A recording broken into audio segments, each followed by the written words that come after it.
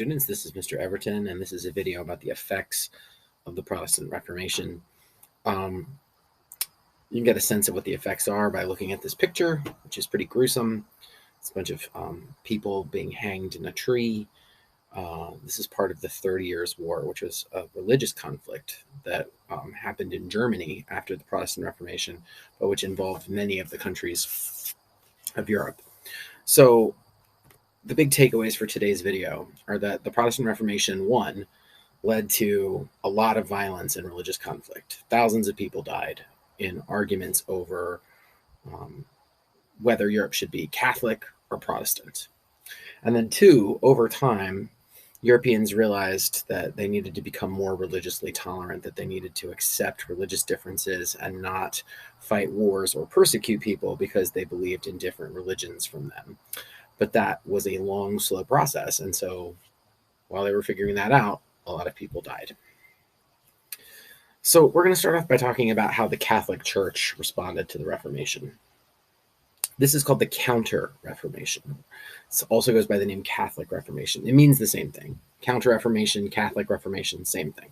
This is Pope Leo X. He was the Pope during the Protestant Reformation, and the Pope and all the other Catholic clergy were very upset, understandably, about the fact that Martin Luther had challenged their authority, and that John Calvin had challenged their authority, and that Henry VIII of England had challenged their authority, and that they were starting to deal with large groups of people, particularly in Northern Europe, breaking away from the Catholic Church and resisting the power of the Pope. And so their response was called the Counter-Reformation, and we're going to talk about it. It had three parts. One, the Council of Trent.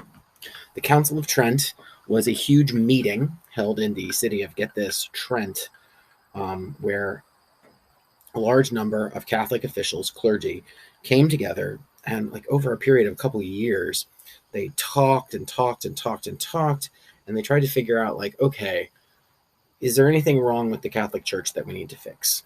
And after a lot of time, they basically decided that no, there isn't. They basically were like, the Catholic Church is fine the way it is. Yes, okay, indulgences are bad, and maybe we should limit the sale of indulgences. But overall, what the Catholic Church says is fine. The Pope cannot make a mistake. He speaks for God. The church services should be done in Latin. The Bible should only be printed in Latin. You need a priest in order to help you get to God. You need to do good works in order to go to heaven. All of these things, they were just like, yep, it's all true. But that wasn't the only thing that the Counter-Reformation did. They also started a missionary group called the Society of Jesus. And they also go by the name Jesuits. Now, a Jesuit is a priest. You can see a picture of a Jesuit here. And a missionary is somebody who tries to expand a religion by converting new people, by trying to go up to people who aren't Catholic and say, hey, let me tell you about Jesus, and try to get people to become Roman Catholic. And the Jesuits did this a lot, particularly outside of Europe, in places like Latin America and in Africa, where they were trying to convert non-Christians to become Catholic. And then you also see here a picture of a school.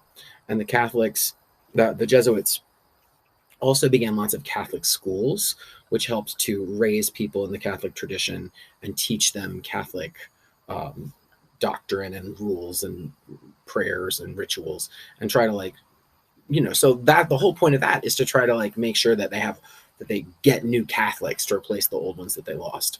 And then finally, the third thing that they did was called the Inquisition. And the Inquisition was basically a police force, a secret police force that went around torturing Protestants. This woman here is getting ready to be burned alive for being a Protestant.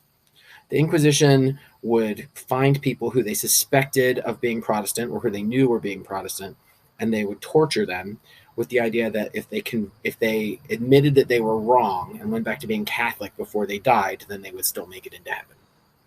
But, they had to get them to switch back to being Catholic or they wouldn't get into heaven when they died. So we got three very different approaches. We've got a big old meeting, which, snooze. Then we've got missionaries who are going out converting people and starting Catholic schools. And then we've got the Inquisition, which is like a police force torturing people to try to make them not be Protestant anymore. Okay, now we're going to talk about, there's another picture of the Inquisition torturing people. Yuck. Okay, now we're going to talk about 3 different places in Europe that were affected by the Protestant Reformation. First, we're going to talk about Germany. Now, Germany back at that time was not called Germany. It was a big territory that was ruled by many different princes, nobles, who controlled their own little kingdoms. And then there was somebody called the Holy Roman Emperor, who sort of was in charge of all of them loosely. And then if you look at the map, you can also see on the map that Rome is where the Pope is located. And the further away from Rome you are, the more likely you are to like not listen to what the Pope has to say. That makes sense, right? Like the further you are away from the authority figure, the more likely you are to do what you want. So this guy, Philip, he was the Holy Roman Emperor. And he's part of this Habsburg family. And the Habsburg family were very Catholic, and they were huge supporters of the Catholic Church and of the Counter-Reformation, and they were like Team Catholic all the way. And then there were these northern German princes in northern Germany, farther away from Rome than southern Germany, who were supporters of Martin Luther, who became Lutheran. And they didn't want to be Catholic, and this religious difference between the Lutherans and the Catholics led to what I talked about up top, the 30 Years' War, which did last about 30 years and did not just involve Germany, but involved many different countries throughout Europe, Sweden, France, the Netherlands. Lots of different countries got involved at one point or another. It was incredibly bloody, incredibly complicated. I'm not going to go into a lot of details. Just know that, like, tens of thousands of people died fighting over whether you should be Protestant or Catholic. Something that might be kind of hard for us to wrap our head around, but that is what they fought over, and that is what they died for. Eventually, it became more of political conflict. We might talk more about that in class if we have the chance. Okay, let's move to France. French Protestants were called Huguenots. So a Huguenot is a French Protestant. They're Calvinists. They believe in the version of Protestant Christianity taught by John Calvin. So they believe in predestination, and they believe in having a very simple church service. And they're very much the minority in France. France is mostly Catholic. And these Protestant Huguenots start to be persecuted, which is to say, attacked by the Catholics. And so this leads to battles, and not quite a civil war, but like kind of borderline. And then the Queen of France basically calls for what ends up being referred to as the St. Bartholomew's Day Massacre, where something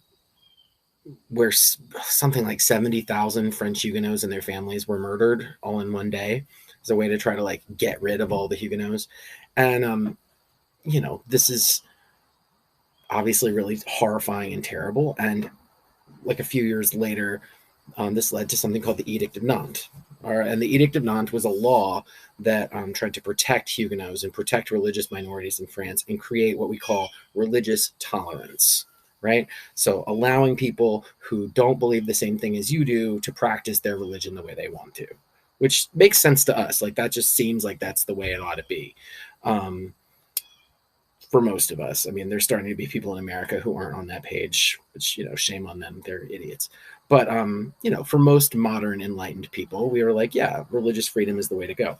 The Edict of Nantes briefly provided French Huguenots with freedom from persecution, but then a little while later, Louis XIV repealed it. But, it was like a step sort of in the right direction. Finally, let's talk about England. Last time we talked about Henry VIII and how he got divorced, and how the Catholic Church didn't want to let him get divorced, so he broke away from the Catholic Church and formed his own church, the Church of England. And he did this with something called the Act of Supremacy, where he took all of the Catholic property in England and made it belong to the King of England.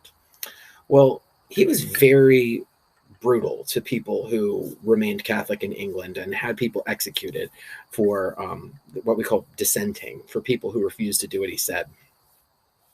His daughter, who became queen after he died, was Queen Elizabeth I. And she was actually much more tolerant of dissenters. She kind of pulled back from Henry's stance and said, I wish that they would be Protestant, but I'm not going to try to kill people over not being Protestant. At the same time, her status as a Protestant queen led her to get into conflict with some of the Catholic countries of Europe, specifically Spain. Spain sent a large group of ships called an armada. The Spanish Armada tried to attack and invade England and overthrow Queen Elizabeth because she's a Protestant.